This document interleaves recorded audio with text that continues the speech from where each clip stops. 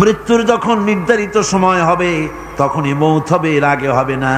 আল্লাহ পাক বলেছেন ওয়ামা কানা লিনাফসিন আন তামুতা ইল্লা বিইযনিল্লাহি কিতাবাম মুআজ্জালা। আল্লাহ পাক বলেন আমার নির্ধারিত সময় আসার আগে 1 সেকেন্ড আগে মরবে না, 1 সেকেন্ড পরেও মরবে না। অনেকে বলে অমুকের অকাল মৃত্যু হয়েছে, বলে না, বলে কি না অকাল মৃত্যু হয়েছে, এটা বাজে কথা। কিসের অকাল মৃত্যু? কালেই মরছে, হায়াত ওখানেই শেষ। হায়াত থাকতে 1 সেকেন্ড আগে 1 সেকেন্ড পরে মৃত্যু হবে না। যখন নির্ধারিত সময় আসবে সেই সময় মরবে, এর আগে বা পরে মৃত্যু হবে না। মৃত্যু নির্ধারিত সময়ের আগে মরবে না মানুষ, বাহানায় হোক ওসিলায় হোক, মরণ যেখানে আছে সেখানে যাওয়াই লাগবে। এই জন্যে কবি বলছেন দো চিজ আজ দো চিজ কাসাদ জোরে জোর একে আবেদানা দিগার খাকে গোর। দুটি জিনিস মানুষকে টানে, একটা হলো খাদ্য আর একটা হলো মৃত্যু। খাবার যেখানে আছে সেখানে যেতেই হবে, আর মৃত্যু যেখানে আছে সেখানেও যেতে হবে। কোরআনে কারিমে রব্বুল আলামিন বলেন কুল লাউ কুনতুম ফি বুয়ুতিকুম লাবারাযাল্লাযীনা কুতিবা আলাইহিমুল কাতলু ইলা মাদাজিহিম। আল্লাহ পাক বলেন হে নবী তুমি বলে দাও, তুমি শোনায় দাও, যাদের ভাগ্যে নিহত হওয়া আছে তারা যদি তাদের বিছানায় শুয়েও থাকে, প্রকোষ্ঠের ভিতরে থাকে, মৃত্যু সেখানে গিয়ে হাজির হবে, ওখানেই মৃত্যু হয়ে যাবে। মৃত্যুর সময় আসতে পরে মানুষকে মোটেই সময় দেওয়া হবে না, সময় যখন আসবে সময় মতো তাকে বিদায় নিতে হবে। সুতরাং ঈমান, আল্লাহর প্রতি ঈমান আনলে পরে মানুষের ভিতরে নির্ভীকতার সৃষ্টি হয়, সে কাউকে পরোয়া করে না আল্লাহ ছাড়া। চিল্লায় কর সুবহানাল্লাহ, আরো জোরে বলেন সুবহানাল্লাহ। সাহস, বুক ভরা সাহস তার মধ্যে আসবে। এরপরে আল্লাহর প্রতি ঈমান আনলে পরে আরেকটি উপকার মানুষের হয়, এটা হলো 4 নম্বর উপকার। এটা কয় নম্বর? 4 নম্বরের উপকার হলো আল্লাহর প্রতি মানসিক প্রশান্তি আসে। সেই মানসিক প্রশান্তিটা হলো এই ইমানদার কখনো হতাশ হয় না, ইমানদার কখনো হতাশায় ভোগে না, নিরাশায় ভোগে না। যেহেতু কোরআন শরীফের ভিতরে আল্লাহ পাক বলেছেন আল্লাহর রহমত থেকে কেবল কাফেররা ছাড়া আর কেউ নিরাশ হয় না। আল্লাহর রহমত থেকে নিরাশ হয় কারা? জোরে কোন কারা নিরাশ হয়? আর কেউ আল্লাহর রহমত থেকে নিরাশ হয় না। সুতরাং আল্লাহর প্রতি এই আশা ভরসা, আল্লাহর প্রতি এ ধরনের একটি প্রশান্তি মনের মধ্যে থাকে, সে হতাশ হয় না। কারণ আল্লাহর প্রতি ঈমান আশায় তার বুক বেঁধে দেয়। আল্লাহ পাক কোরআনে কারীমের মধ্যে বলেছেন আল্লাযী খালাকানি ফাহুয়া ইয়াহদিন। আল্লাহ ইব্রাহিম আলাইহিস সালামের মুখ দিয়ে কথা বলেছেন, আল্লাহ হচ্ছেন তিনি যিনি আমাকে সৃষ্টি করেছেন আর আমার হেদায়েতের রাস্তাও তিনি দেখিয়ে দিয়েছেন। ওয়াল্লাযী হুয়া ইউতঈমুনি ওয়া ইয়াসকিন। আর আমি যখন ক্ষুধার্ত হই তিনি আমারে খাওয়ান, আর আমি যখন তৃষ্ণার্ত হই তিনি আমারে পান করান। কে খাওয়ান? কে খাওয়ান আর পান করান কে? আল্লাহ পাক বলেন ওয়াইদা মারিতু ফাহুয়া ইয়াশফিন। ইব্রাহিম আলাইহিস সালামকে দিয়ে আল্লাহ এই কথাও বলালেন আমি যখন অসুস্থ হই আমারে রোগ মুক্ত কে করে দেয়? বলেন না কে করে দেয়? আল্লাহ রাব্বুল আলামিন রোগ মুক্ত করে দেন। হযরত আইয়ুব আলাইহিস সালামের ঘটনা কোরআনে কারীমের মধ্যে আল্লাহ রাব্বুল আলামিন উঠায় দিয়েছেন, বলে দিয়েছেন যাতে করে মুমিনেরা মনের মধ্যে আল্লাহর প্রতি আশা ভরসা আনতে পারে। রোগ হয়েছে হযরত আইয়ুব আলাইহিস সালামের, এত অসুখ, অসুখে রোগে শোকে আত্মীয় স্বজন স্ত্রী পুত্র পরিজন সব তারে ছেড়ে গেল, গায়ে পোকা হয়ে গিয়েছে। 1 বছর 2 বছর নয়, বছরের পর বছর ধরে রোগাক্রান্ত অবস্থায় আইয়ুব আলাইহিস সালাম আছেন। এবার সমস্ত শরীর ছেড়ে জিহ্বার মধ্যে পোকা হওয়া শুরু হয়ে গেছে। হযরত আইয়ুব আলাইহিস সালাম জিহ্বায় যখন পোকা শুরু হয়ে গেল, আল্লাহর দরবারে তখন তিনি ফরিয়াদ করে বলেছিলেন, রব্বুল আলামিন, সারা শরীরে পোকা ধরলো, শরীর জরা জরা হয়ে গেল, রোগে শোকে শেষ হয়ে গেলাম, কোনো শিকায়ত করি নাই, এবার তো কথা না বলে পারি না। মাবুদ, তুমি দয়া করে আমার জিহ্বায় পোকা দিও না, আমার জিহ্বাটা পোকা ধরেছে, দয়া করে পোকা জিহ্বায় দিও না, কারণ আমার জিহ্বায় যদি পোকা হয়ে যায় তাহলে তোমার মতো আল্লাহর জিকির আমি কি দিয়া করব? আমার জিহ্বাটা ভালো রাখো আল্লাহ। হযরতে আইয়ুব আলাইহিস সালাম পড়েছিলেন, আন্নী মাসানি আদ-দুররু ওয়া আনতা আরহামুর রাহিমিন। আয় আল্লাহ, আমি রোগাক্রান্ত হয়ে পড়েছি আর তুমি তো রহমান রহিম। দোয়া মঞ্জুর হলো। আল্লাহ পাক আইয়ুব আলাইহিস সালামকে রোগ মুক্ত করে দিলেন। রোগ হলে পরে কে সেরে দেয়? কে সেরে দেয়?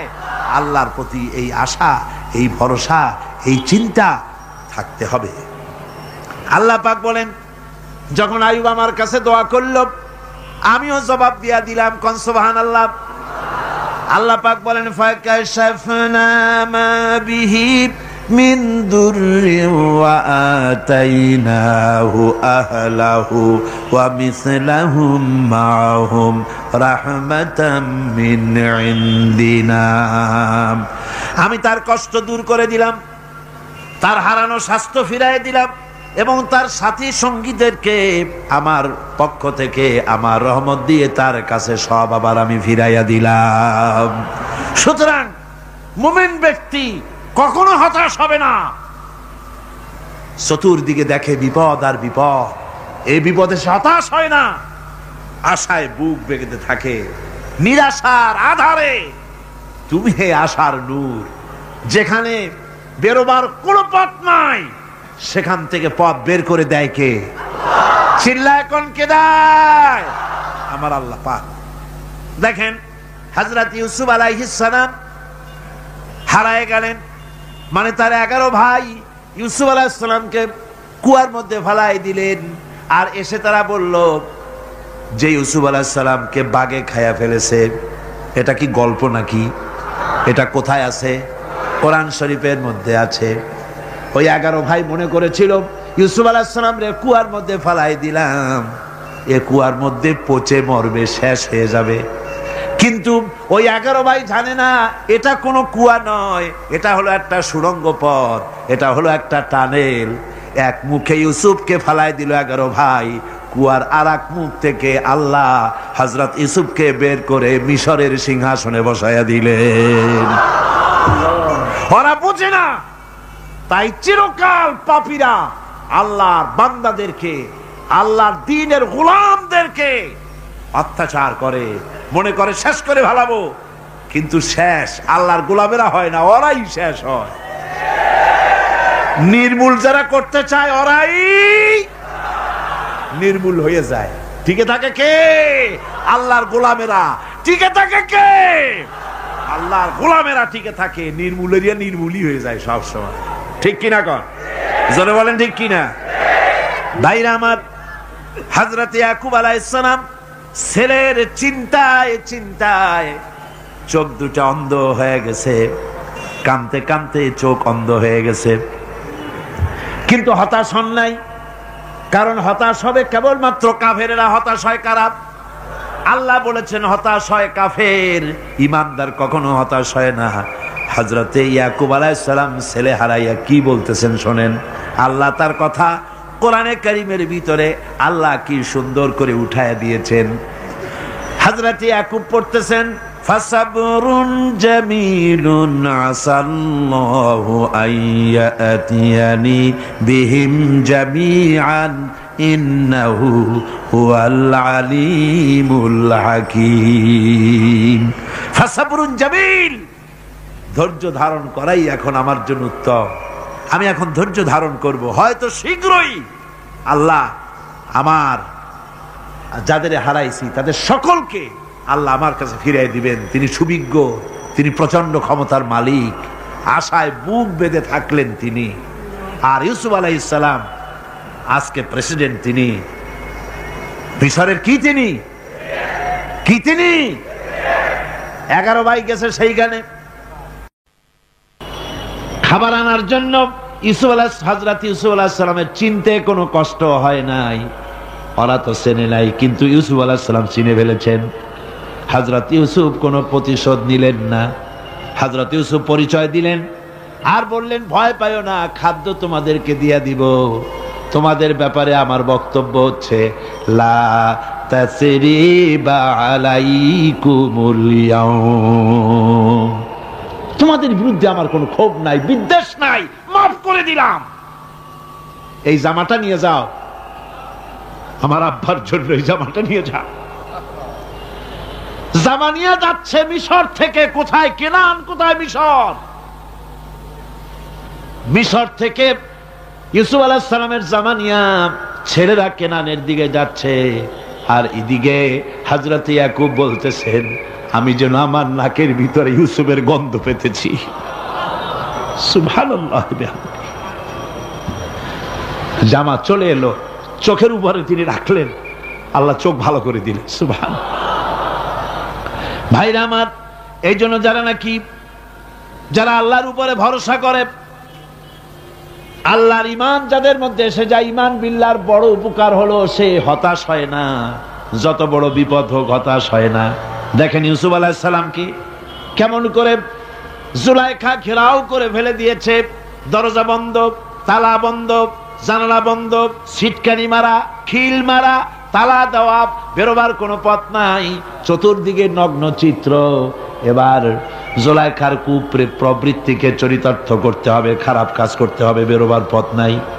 হযরত ইউসুফ আলাইহিস সালাম তিনি জানেন দরজা সব বন্ধ, পালাবার পথ নাই, কিন্তু আল্লাহ রাব্বুল আলামিনকে তিনি ভয় করলেন। যুবক মানুষ, আল্লাহ রাব্বুল আলামিনকে ভয় করলেন। রব্বুল আলামিনকে ভয় করে তিনি তালাবদ্ধ দরজার দিকে দৌড় মারলেন। রব্বুল আলামিন আপন কুদরতে সবগুলি দরজা খুলে দিলেন। ওয়া ইয়াত্তাকিল্লাহা ইয়াজআল লাহু মাখরাজা, যে ব্যক্তি আমারে ভয় করে, আমার পথে চলতে চায়, আমি রাস্তা খুলে দেই। সুবহানাল্লাহ বিহামদিহি। সুতরাং ঈমানে বুক বাঁধো, জওয়ানেরা, তরুণেরা, হতাশ হওয়ার কোনো কারণ নাই, আশায় বুক বেঁধে থাকো। আপনারা বলেন, এই পৃথিবীতে ইউনূস আলাইহিস সালাম যে বিপদে পড়ছিলেন, এর চাইতে বড় বিপদ পৃথিবীতে কিছু হতে পারে? আপনাদের চিন্তায় বুঝি পারে? এই দিকের লোকেরা কথাই কয় না মুঠো। কি বলেন, পারে? এত বড় বিপদ চিন্তাও করা যায়। কোরআনে কারীমের মধ্যে আল্লাহ রাব্বুল আলামিন বলেন, ওয়াযান্নুন ইয যাহাবা মুগাদিবান ফাযান্না আন লান নাকদিরা আলাইহি। ইউনূস আলাইহিস সালামকে যখন মাছে গিলে ফেলে দিল, মাছ এবার পানির অতল তলদেশে চলে গেছে। মাছের পেটের ভিতরে দরজা নাই, জানালা নাই, ছিদ্র নাই, পালাবার কোনো পথ নাই। আছে? আছে? ফানাদা ফিল যুলুমাতি আন লা ইলাহা ইল্লা আনতা সুবহানাকা ইন্নী কুনতু মিনাজ জালিমিন। জানেন নাই দোয়া? পড়েন সবাই, লা ইলাহা ইল্লা আনতা সুবহানাকা ইন্নী কুনতু মিনাজ জালিমিন। আয় আল্লাহ, তোমার পবিত্রতা ঘোষণা করতেছি, তুমি ছাড়া কেউ নাই, আমার তো আর বাঁচার উপায় নাই, আমি আমার উপরে জুলুম করেছি, আর তোমার পবিত্রতা ঘোষণা করতেছি। জিকির করতেছেন তিনি মাছের পেটের মধ্যে বসে। আল্লাহ রাব্বুল আলামিন বলেন, ইউনূস আলাইহিস সালাম মাছের পেটের ভিতরে বসে যে চিৎকারটা মারলেন, দুনিয়ায় কোনো তার বন্ধু বান্ধবেরা শোনে নাই, কোন রাজা বাদশারা শোনে নাই, মাছের পেটের মধ্যে ফানাদা ফিল জুলুমাত, জুলুমাত হলো জমায় কাসির। এখানে তিনটা অন্ধকার ছিল। কয়টা অন্ধকার? একটা হলো মাছের পেটের অন্ধকার, একটা হলো রাতের অন্ধকার, আরেকটা হলো পানির অন্ধকার।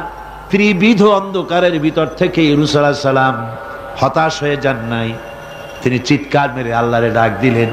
আল্লাহ কয়, আমি ডাক শুনছি, কেউ তোমার ডাক শোনে নাই, আমি তোমার আরশের মালিক, আমি আল্লাহ শুনতে পেয়েছি, শুধু শুনি নাই, জবাবও দিয়া দিলাম। ফাস্তাজাবনা লাহু ওয়া নাজ্জাইনাহু মিনাল গাম্মি ওয়া কাযালিকা নুজিল মুমিনিন। পড়েন না সবাই, ফাস্তাজাবনা লাহু ওয়া নাজ্জাইনাহু মিনাল গাম্মি ওয়া কাযালিকা নুজিল মুমিনিন। আমি আল্লাহ পাক বলেন, আমি ইউনূসের ডাক শুনলাম, ডাকের জবাব দিয়া দিলাম, আর মাছের পেটের ভিতরে বেদনার সৃষ্টি করে দিলাম। মাছ এবার ভেসে উঠলো। মাছের আর এখন কোন উপায় নাই বমি করা ছাড়া। মাছ কিনারায় চলে এলো, ইউনূসকে বমি করে ফেলে দিল। আল্লাহ কয়, শোনো দুনিয়ার মানুষেরা, শুধু ইউনূস আলাইহিস সালামকে নয়, ওয়া কাযালিকা, এইভাবে করে আমার মুমিন বান্দারা যদি বিপদে পড়ে আর আমারে ডাকে, আমি রব্বুল আলামিন এইরকম বিপদ দিয়া বাঁচাইয়া দেব। বিপদ থেকে বাঁচাবেন কে? সুতরাং গতকালকের মতো আবারও বলি, বিপদ আসতে পরে মুসলমানেরা মাজারে দৌড়ায় বেশি। কন নাউজুবিল্লাহ, জোরে কন নাউজুবিল্লাহ। বিপদ আসে আর মাজারে চলে যায়, যাইয়া সেখানে কাঁদে, মাজারের উপরে মাথা ঘা দিতে থাকে, পয়সা দেয়, মোনাজাত করে, কাঁদতে থাকে, মাজারওয়ালার কাছে বিপদ মুক্তি চায়। নাউজুবিল্লাহ পড়ে, আবারও কন নাউজুবিল্লাহ। বিশ্বাস করুন আমার ভাইরা, বিশ্বাস করুন, আল্লাহর কোরআন আমার হাতে। মাজারওয়ালার কাছে কানলে পরে ওই মাজারে যিনি শুয়ে আছেন, আল্লাহর কসম, তার কোন ক্ষমতা নাই আপনাকে বিপদ থেকে বাঁচাতে পারে। আছে ক্ষমতা? জোরে বলেন আছে। বিপদ থেকে বাঁচাবে কে? কে বাঁচাবে? আল্লাহ। আপনারা টাকা দেন, আর ওই টাকাগুলি ওইখানে মাজারে বৈশা জনমের খাওয়া খায় মাজারের পাহারাদার এক শ্রেণীর পান্ডারা। টাকাগুলা মাথায় দেখবেন মাজার কেন্দ্র করে লাল লাল চাদর গায়, তারপরে শট, মাথায় জট, দাড়িতে জট, দাড়িতে জট, আর মোষ। হায় রে মোষ! 6টা টর্চ লাইট দিয়েও যদি আপনি খোঁজেন, মুখ তালাশ করে পাবেন না, এত মোষ। সমানে গাঁজা খায় আপনার পয়সা দিয়ে, ধর্মের নামের ব্যবসা করে। যাই দেখেন মাজারগুলো, প্রত্যেকটা মাজারে 5টা 10টা লোক বসা আছে। ঘাট ধরে বের করে দাও, আর বলো মাজারে বসে আছো কেন? মসজিদে যাও। কোথায় যাবে? কোথায় যাবে? মসজিদে। আল্লাহর থামো, আল্লাহর ওলিদের মাজার ঘেরাও করে রেখে দাও, যত্ন করে রেখে দাও। গরু, ছাগল, ভেড়া, হাবিজাবি কিছু যেন যেতে না পারে, যত্ন করে রাখো, সম্মান দিয়ে রাখো। কিন্তু তোমার ওখানে পাহারা দিতে বলছে কে? তুমি ওখানে বসে থাকো কেন? গুড় যেখানে, পিঁপড়া সেখানে। পয়সা দেওয়া বন্ধ করে, একটারও পাবেন না ওখানে। ঠিক কিনা কর? সব ধান্দাবাজ পয়সার লোভে ওখানে বসে থাকে, গাঁজা খায়, মদ খায়, নামাজ পড়ে না। আর আপনার টাকা দিয়া খোঁজ নিয়ে দেখেন, মাজারের মুতল্লি যত আছে সব বাসের মালিক, ট্রাকের মালিক, কোটি কোটি টাকার ব্যবসা করে। সুতরাং এগুলি ছাড়েন, এ ধান্দাবাজি বন্ধ করুন। মাজারের সাথে কোনো সম্পর্ক নাই। মুসলমানের সম্পর্ক কেবল মসজিদের সাথে। কিসের সাথে? মসজিদের সাথে সম্পর্ক গড়ে। আমার বন্ধুগণ, বিপদ আসলে পরে কবরের কাছে যাওয়া নয়, বিপদ আসলে পরে মসজিদে যান, 2 রাকাত কাজায়ে হাজাতের নামাজ পড়েন। রাসূলুল্লাহ পড়েছেন, কাজায়ে হাজাতের নামাজ পড়েন, সেজদায় পড়ে গিয়ে আল্লাহর কাছে কাঁদেন, আপনার বিপদ আল্লাহ রব্বুল আলামিন দূর করে দিবেন। আরে এমন আল্লাহরে থুইয়া কি যে বলবো, মানুষের যে কি হইছে। আমি সিলেটে দেখেছি শাহজালাল রহমতুল্লাহ আলাইহি, আল্লাহর ওলি, শাহ আমানত আল্লাহর ওলি, শাহ মাখদুম আল্লাহর ওলি। এই ওলিরা কোনোদিন বলে যায় নাই যে আমার মাজারে পাহারা দিয়ে তোমরা টাকা আদায় করো, বলছে কেউ? শাহজালাল রহমতুল্লাহ আলাইহির মিশন কি ছিল, আর এই পাগলেরা করে কি? হযরত শাহজালালের তরবারি আজও আছে, আমি তরবারি দেখেছি, দোধারি তরবারি হাতে নিয়ে এসেছেন। এক হাতে ছিল তরবারি, আর এক হাতে ছিল আল্লাহর কোরআন। যখন সিলেটে ঢুকলেন, গৌর গোবিন্দ তার সব কিছু, তিনি আজান দেওয়ালেন। আজান শোনা মাত্র মূর্তিগুলো কাঁপতে লাগলো। গৌর গোবিন্দের কলজা গলার কাছে চলে আসছে, জিজ্ঞেস করছে ব্যাপারটা কি, এরকম হচ্ছে কেন? জ্যোতিষীরা বলল যবন এসেছে, মেলেচ্ছ এসেছে, আর উপায় নাই। শাহজালাল রহমতুল্লাহ আলাইহি তিনি বসলেন গেটের কাছে, এবার সব পালাচ্ছে। গৌর গোবিন্দ বলল সাপুরিয়াদের ডেকে যে আমারে একটা বাক্সের মধ্যে ভরিয়া সাপ বলে চালাই দিও, আমি সামনে পড়তে চাই না। ভয়তে কলজা গলার কাছে চলে আসছে শুধু আজান শুনে। এরপরে লোক সব চলে যাচ্ছে, উনি দেখতেছেন যাও যাও যাচ্ছে সব। তারপরে ঝুড়িতে করে যাচ্ছে সাপুরিয়ারা, তোমাদের মধ্যে কি সাপ, যাও যাও যাও। এরপরে বড় একটা বাক্স, ওইটার মধ্যে কি? কাজে হুজুর আমরা সাপ খেলা দেখি, এর মধ্যে সাপ, নামাও, আমি সাপ খেলা দেখবো, নামাও ওটা। এরপরে বাক্স খুলছে, দেখে যে আসল সাপ বাইর হয়েছে। গৌর গোবিন্দ বলল যে আমার রাজত্ব ছেড়ে দিলাম, আমারে জানে বাঁচা। শাহজালাল রহমতুল্লাহ আলাইহি বললেন আমি তো মারতে আসি নাই, আমি তো হত্যাকাণ্ড করতে আসি নাই, আল্লাহর দ্বীনকে নিয়ে এসেছি। তিনি ক্ষমা করে দিলেন। সেই শাহজালাল রহমতুল্লাহ আলাইহির মাজারে লোকেরা বিভিন্ন জায়গা দিয়ে যায়, বাস ভরে ভরে যায়, যাইয়া চাদরের উপরে যাইয়া মাথা ঘা দিতে থাকে আর কাঁদতে থাকে। কতগুলো গজাল মাছ আছে, বিরাট বিরাট গজাল, গায়ে শ্যাদলা পড়ে গেছে, দেখলে মনে হয় যেন রিটায়ার্ড অফিসার, এরকম মোটা। ওগুলারে মুড়ি খাওয়ায়, কলজা খাওয়ায়। একটা কুয়া আছে, পানি এত পচা, কয় যে এইটার আর এক মুখ হলো জমজমের সাথে মিশানো। নাউজুবিল্লাহ। হায় রে মানুষ, মুসলমানের আকীদা হয় এত খারাপ,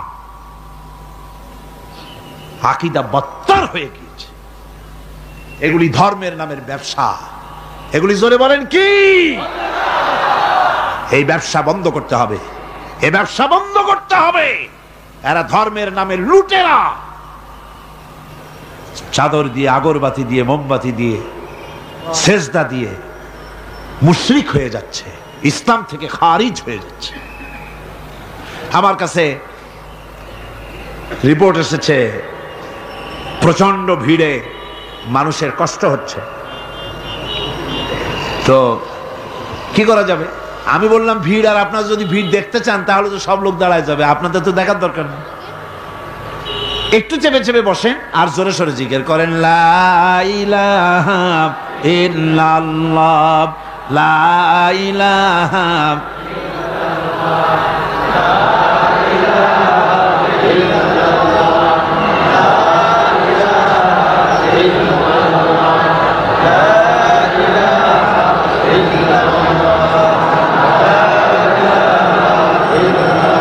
আপনি কিন্তু বসেই এগোতে পারতেন, দাঁড়ালে পরে ডিস্টার্ব হয়, হাঁটলে পরে ডিস্টার্ব হয়।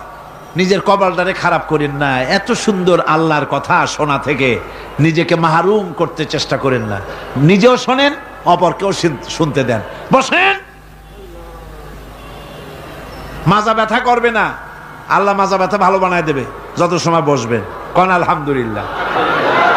আপনারা বসছেন যে জায়গাটায়, এটা বেহেশতের টুকরা। এটা কি? এরা প্যারেড ময়দান নয়। মাজালিসুল ইলম হিয়া রাউযাতুম মিন রিয়াদিল জান্নাহ। হযরত আলী বলেছেন, যেখানে ইলম চর্চা হয়, কোরআন আলোচনা হয়, হাদিস আলোচনা হয়, সেটা কোনো সাধারণ জায়গা না, সেটা জান্নাতের টুকরা হয়ে যায়। জোরে কোন সুবহানাল্লাহ। কাজী বেহেশত থেকে শয়তানের জন্য বাইর করিয়া না দেয়, সতর্ক থাকেন। শয়তান কি চায় যে আপনি সারাক্ষণ শোনেন? কি কোন চায়? চায় না। শয়তানের খপ্পরে পড়েন না, বসেন আর শোনেন। ইমানদার যখন বিপদে জর্জরিত হতে থাকে তখন সে ভেঙে পড়ে না, তখন অন্ধকারের বিপদের অন্ধকার বিদীর্ণ করে আলোর এক প্রভা তার চোখের সামনে উদ্ভাসিত হয়ে ওঠে। সেটা কি? সেটা হলো আল্লাহ রাব্বুল আলামিনের বাণী, ফাইন্না মাআল উসরি ইউসরান ইন্না মাআল উসরি ইউসরা। আল্লাহ পাক বলেন, জেনে রাখো, দুঃখ এবং কষ্টের সাথে রয়েছে সুযোগ আর সুবিধা, আর অসচ্ছলতার সাথে রয়েছে উদার সচ্ছলতা। জোরে কোন সুবহানাল্লাহ।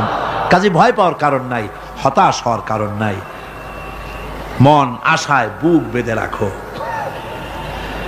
গুনাহ করেছ, হতাশ হয়ো না। যুবকদের গুনাহ করা স্বাভাবিক। ইউনিভার্সিটির ছাত্র, কলেজের ছাত্র, প্রফেসর, শিক্ষক, অফিসার ঘুষ খেয়েছেন, জিনা করা হয়েছে, মদ খাওয়া হয়েছে, মিথ্যা কথা বলা হয়েছে, যাই কিছু করেন না কেন ভয় পাওয়ার কারণ নাই, নিরাশ হওয়ার কোনো দরকার নাই। আল্লাহ পাক ডেকে বলেছেন, কুল ইয়া ইবাদিয়াল্লাযীনা আসরাফু আলা আনফুসিহিম লা তাকনাতু মির রাহমাতিল্লাহ। আরে আমার আল্লাহর মতো এত ভালো আর কেউ আছে? এত দরদ আর কারো আছে? আমার আল্লাহ বলেন, ও নবী, আপনি শুনায় দেন, হে আল্লাহর বান্দারা, তোমরা যারা নিজেদের উপরে বাড়াবাড়ি করেছো, নিজেদের উপরে জুলুম করেছো, অত্যাচার করেছো, আমি আল্লাহর রহমত থেকে নিরাশ হয়ে যেও না। মানুষ যদি অপরাধ করে, বাপের সাথে অপরাধ করেছে, মায়ের সাথে অপরাধ করেছে, মা বাবা সন্তানের চাইতে এত বড় কল্যাণকামী তো আর কেউ নাই, কিন্তু মা বাবা কোনোদিন বলে না, আয় আমার ছেলে তোরে মাফ করে দেই, এরকম বলে নাকি? মন চায় ছেলে যদি মাপ চাইতো, খুশি হয়ে মাফ করে দিতাম, কিন্তু কেন যে আসে না, ডাকে না যে আয় মাফ করে দেই। মা বাপ আপনাকে এত ভালোবাসে, সেই মা বাপও আপনাকে বলে না যে আয় মাফ করে দেই। আমার আল্লাহ হচ্ছেন এমন আল্লাহ, আল্লাহ রাব্বুল আলামিন ডাকেন, এ বান্দা, খুন করেছিস ফিরে আয়, জিনা করেছিস ফিরে আয়, হত্যা করেছিস ফিরে আয়, চুরি করেছিস ফিরে আয়, কুফরি করেছিস ফিরে আয়, সুদ খেয়েছিস, ঘুষ খেয়েছিস, মদ খেয়েছিস ফিরে আয়, এসে আমার দরবারে চোখের পানি ফেল, আমার দরবারে কাঁদাকাটি কর। ইন্নাল্লাহা ইয়াগফিরুয যুনুবা জামিআ ইন্নাহু হুয়াল গফুরুর রহিম। আমার দরবারে চোখের পানি ফেলে কাঁদ, আমি রব্বুল আলামিন জিন্দেগীর গুনাহ মাফ করে দেব। সুবহানাল্লাহ কোন, সুবহানাল্লাহ কোন। আমার কাছে কান, চোখের পানি ফেল। আল্লাহ রাব্বুল আলামিনের কাছে বান্দার দুইটা ফোঁটা বেশি প্রিয়। একটা হলো জিহাদের ময়দানে যে রক্ত ফোঁটা দেওয়া হয়, এটা আল্লাহর কাছে প্রিয়। আর আল্লাহর ভয়তে গুনার জন্য লজ্জা করে, অনুশোচনা করে বান্দা যখন চোখের পানি ছেড়ে দেয়, আল্লাহর কাছে এটা অত্যন্ত প্রিয়। নবীজি বলেছেন, বান্দা যখন গুনার ভয়তে, আল্লাহর ভয়তে, জাহান্নামের ভয়তে অনুশোচনা করে যখন চোখ দিয়া পানি ছেড়ে দেয়, ওই চোখের পানি নাকের অর্ধেক আসতে না আসতে আল্লাহ রাব্বুল আলামিন বান্দারে মাফ করে দেন। আল্লাহ বরদাস্ত করতে পারেন না যে বান্দা কান্দু। আমার ভাইরা, আল্লাহ রহমত এই পৃথিবীতে আল্লাহর রহমতকে 100 ভাগ করা হয়েছে। আল্লাহর রহমতের কত ভাগ? এই 100 ভাগের 1 ভাগ সারা পৃথিবীতে ছড়াই দেওয়া হয়েছে। আর 99 ভাগ কার কাছে? আল্লাহর কাছে। 1টা ভাগ দুনিয়া ছড়ানো হয়েছে আদম আলাইহিস সালাম থেকে নিয়ে এই পর্যন্ত, এখান থেকে নিয়ে কিয়ামত পর্যন্ত পৃথিবীতে যত মানুষ আসবে, যত প্রাণী আসবে, তাদের মধ্যে প্রাণী জগতেও গাভী তার বাছুরকে ভালোবাসে ঠিক কিনা, হাতি তার বাচ্চাকে ভালোবাসে ঠিক কিনা, মুরগি তার বাচ্চাকে ভালোবাসে কিনা, প্রত্যেক মাই তার সন্তানকে ভালোবাসে মানুষের মতো। এই ভালোবাসা, স্নেহ, এই মমতা, এই করুণা, এই মহব্বত 1টা ভাগ দুনিয়ায় দেওয়ার পর আপনি আর আমি যতটুকুন ভাগে পেয়েছি সেই মহব্বতে, স্ত্রীর মহব্বতে অস্থির, মায়ের মহব্বতে অস্থির, সন্তানের মহব্বতে অস্থির। এখন চিন্তা করেন, 1টা ভাগ সারা পৃথিবীতে বিতরণ করার পর যেটুক পেয়েছি তাতে যদি এত মহব্বত হয়, তাহলে এর 99 ভাগ মহব্বত যে আল্লাহর কাছে জমা আছে, এই বান্দার জন্য তার কত মহব্বত, এই বান্দার জন্য কত করুণা তার, কত মহব্বত তার, কত দয়া তার। এজন্য আল্লাহ রাব্বুল আলামিন বলেছেন, নাব্বি ইবাদি আন্নি আনাল গফুরুর রহিম। ও আমার নবী, সুসংবাদ দিয়ে দাও, বান্দাদেরকে শোনায় দাও যে আমি আল্লাহ তাআলা ক্ষমাশীল আর দয়াবান। হুজুর কাঁদতেছিলেন, হযরত ওমর রাদিয়াল্লাহু তাআলা আনহু এসে দেখেন হুজুর একা কাঁদতেছে। হুজুর জিজ্ঞেস করছেন, হযরত ওমর জিজ্ঞেস করলেন, হুজুর আপনি কাঁদেন কেন একা একা? হযরত ওমর বলেন, আমি যখন প্রশ্ন করলাম, নবীজি বললেন, আমার কাছে কিছু আগে জিবরাইল এসেছিলেন। জিবরাইল এসে আমাকে বললেন, আল্লাহ পাক বলেছেন, হে আমার নবী, ইসলামের ভিতরে থেকে যে সমস্ত মানুষগুলো ইসলামের ভিতরে থেকে চুল আর দাড়ি পাকায় দিছে, কিয়ামতের দিন এই লোকগুলারে আমি শাস্তি দিতে আমার শরম হবে। হযরত ওমর বলেন, হুজুর উম্মতের জন্য কত বড় খোঁজ খবর এটা, আর আপনি কাঁদতেছেন। হুজুর বলেন, ওমর তুমি জানো না, আমার কান্নার কারণ ভিন্ন। আমার কান্নার কারণ হলো যে আল্লাহ রাব্বুল আলামিন কিয়ামতের দিন দাড়ি চুল পাকা বান্দারে শাস্তি দিতে শরম করবেন। সেই দাড়ি চুল পাকা বান্দাগুলি আল্লাহর সাথে নাফরমানি করতে শরম করে না। আমি এই লজ্জায় কাঁদতেছি।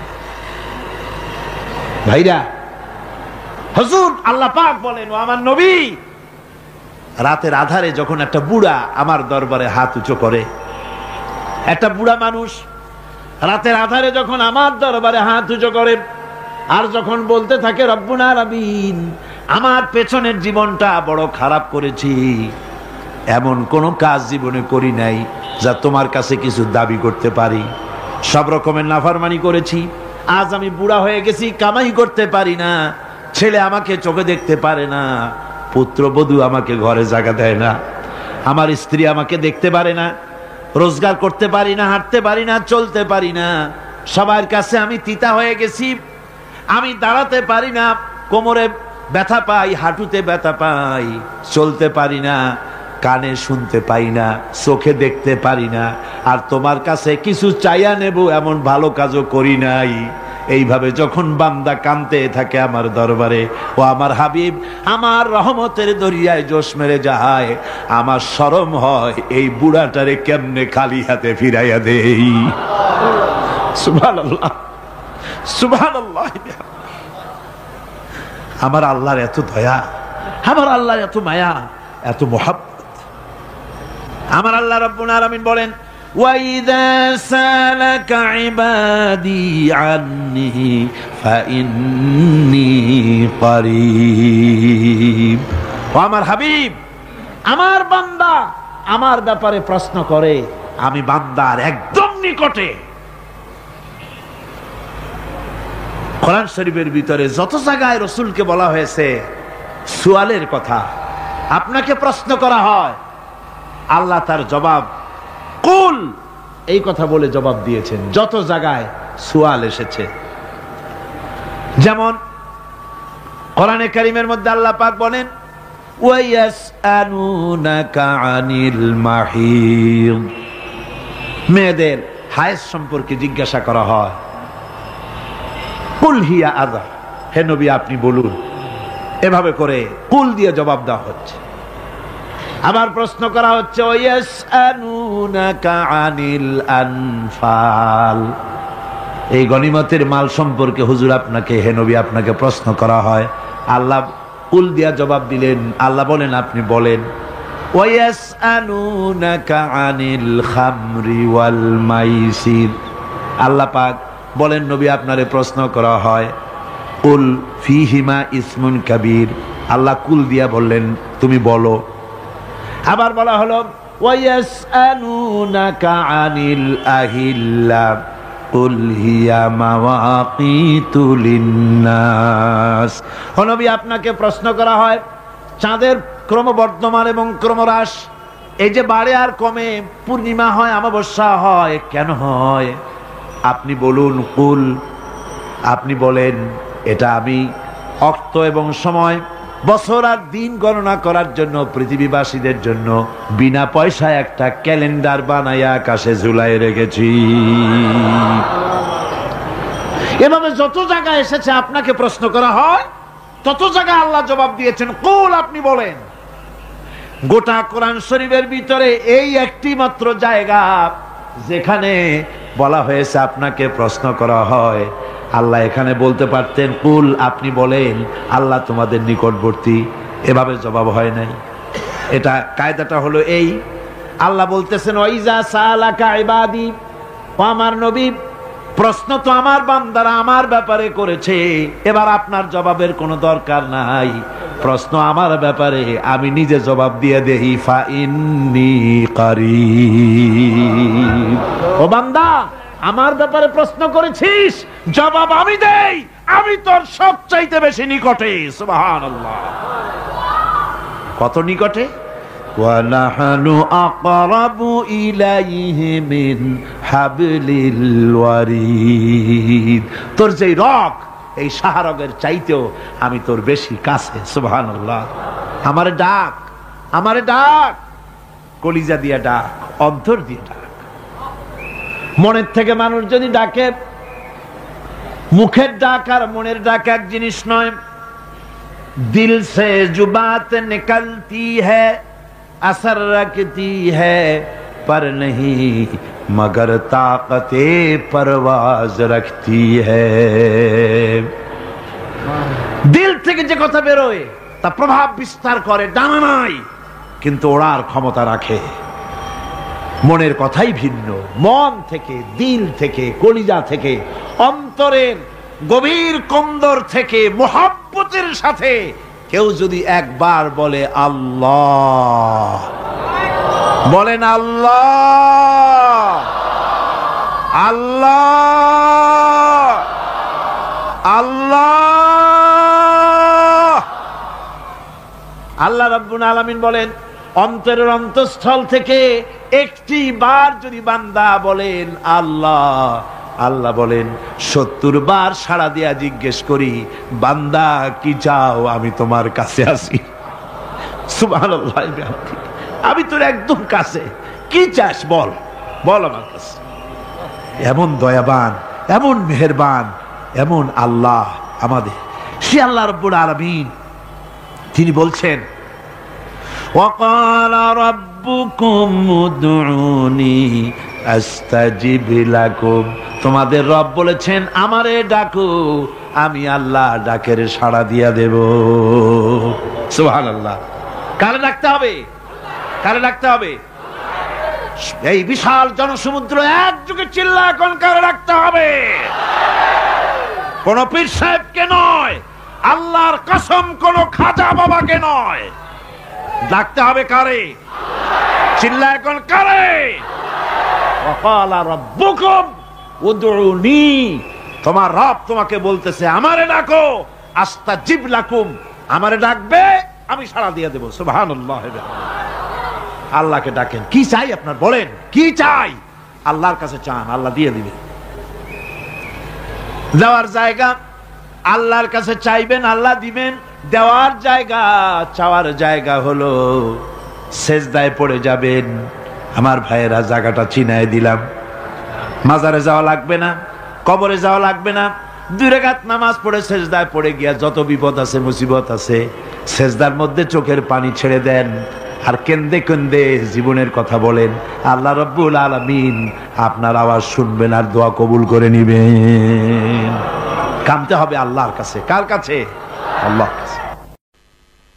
সুম্মা ইস্তাগফিরুল্লাহ, আর এরপরে সে যদি আমি আল্লাহর কাছে ক্ষমা চাই, ইয়াজিদিল্লাহ গফুরার রহিমা, সে আমি আল্লাহকে গফুর এবং রহিম হিসাবে পাবে। সুবহানাল্লাহ। আল্লাহকে গফুর এবং রহিম হিসাবে পাওয়া যাবে। সব আল্লাহকে বলতে হবে, গুনাহ মাফ চাইতে হবে। এই জন্য হুজুর সাল্লাল্লাহু আলাইহি ওয়াসাল্লাম দৈনিক 100 বার তওবা পড়তেন। কোন হাদিসে আছে 70 বার, কোন হাদিসে আছে 100 বার তওবা পড়তেন। নামাজের পরে তো প্রত্যেক নামাজই পড়তেন হুজুর।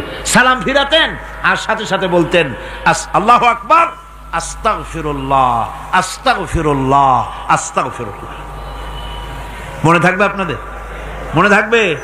সালাম ফিরাইয়া কি বলবেন?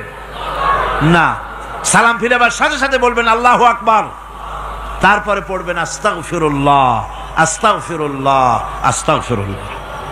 তওবা পড়বেন। আল্লাহর কাছে সবসময় গুনাহ মাফ চাইতে থাকবেন, বিনীত থাকবেন। আল্লাহকে পাওয়া যাবে, তাকে রহিম হিসেবে পাওয়া যাবে। সুতরাং ঈমান বিল্লাহ, আল্লাহর প্রতি ঈমান আনলে পরে 4 নম্বরের যে উপকারটা হবে সেটা হলো হতাশায় ভুগবে না, নিরাশায় ভুগবে না, আশায় বুক বেঁধে উঠবে, ঈমান মজবুত হবে, আল্লাহর কাছে মানুষ বিনয়ী হয়ে যাবে। এবার 5 নম্বরের উপকার আমি বলছিলাম, ঈমান বিল্লাহ, আল্লাহর প্রতি ঈমান আনলে পরে অসংখ্য উপকার হয়, অসংখ্য বৈশিষ্ট্য আছে। এর 6টা উপকারের কথা আমি বলবো। কয়টা? অসংখ্য উপকারের ভিতরে প্রধান 6টি উপকারের কথা বলবো। এর বললাম কয়টা? 4টে বলেছি। এবার বলো 5ম উপকারের কথা। আল্লাহর প্রতি আপনি পূর্ব পশ্চিমে কতবার মুখ ঘোরালেন, এটাই কিন্তু আপনার আসল সৎ কাজ নয়। আসল সৎ কাজ হলো আল্লাহর প্রতি ঈমান আনা। এই ঈমানের ব্যাপারে 3টা দিন আমরা পার করে দিলাম, এখনো কথা শেষ হয় নাই। আল্লাহর প্রতি ঈমান আনলে পরে যে উপকারটা হবে 5ম নম্বরে, সেটা হলো কঠোর এবং কঠিন বিপদের ভিতরে বান্দার ভিতরে অবিচলতা এবং ধৈর্যের সৃষ্টি হয়ে যাবে। আলহামদুলিল্লাহ। কঠিন বিপদ মুসিবত আসলে পরে সে অবিচল থাকবে। সারা দুনিয়ার বিপদ আপদ, শত্রুতা, দুঃখ, কষ্ট, মুসিবত, জুলুম, নির্যাতন সব কিছু পাহাড়ের মতো উঁচু হয়ে তাকে ঘিরে ফেলবে, কিন্তু তাকে এক চুলও নাড়াতে পারবে না। আলহামদুলিল্লাহ। সারা পৃথিবী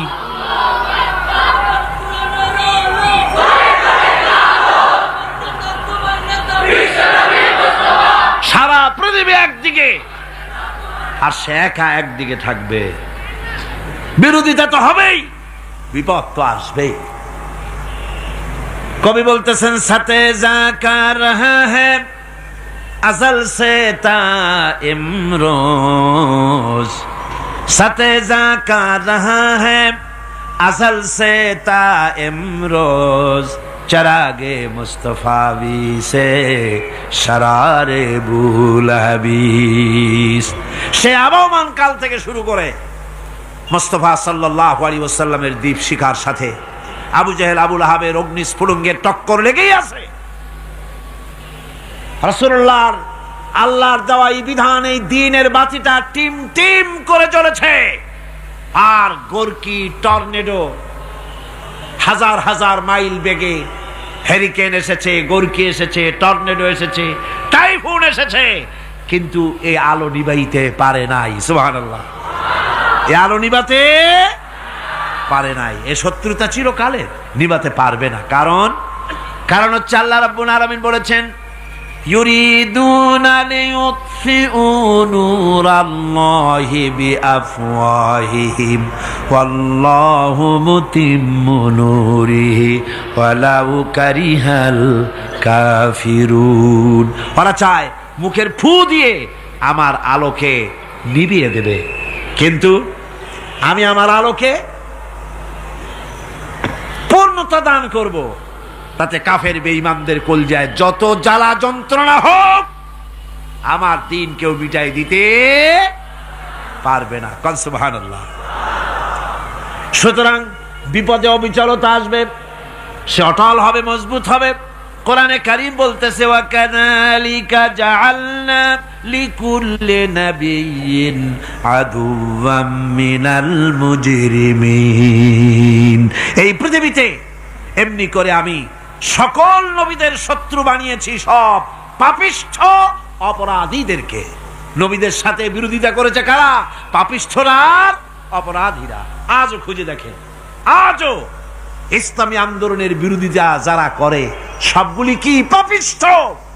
সত্য কিনা কর?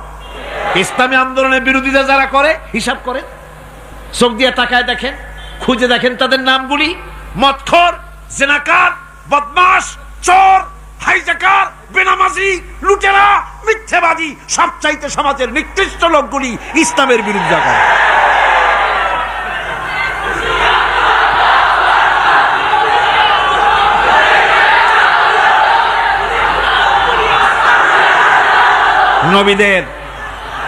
নবীদের শত্রু আল্লাহ বলেন সব যুগে নবীদের সাথে শত্রুতা করেছে পাপিষ্ঠরা। আল্লাহর কথা, কার কথা? সকল যুগে নবীদের সাথে শত্রুতা করেছে পাপিষ্ঠরা, নিকৃষ্ট ধরনের অপরাধীরা। সুতরাং নবী রাসূলদের অবস্থা যখন এই, তখন দ্বীনের দাওয়াত যারাই দেবে তাদের কিসমত এরকম হবেই। এই বাধার মোকাবেলা তাদেরও করতে হবে। এই যে বাধাটা আসে, এই যে মারে, অপরাধ কি? এই যে তারা চোর বা ডাকাত যাদের মারা হয়।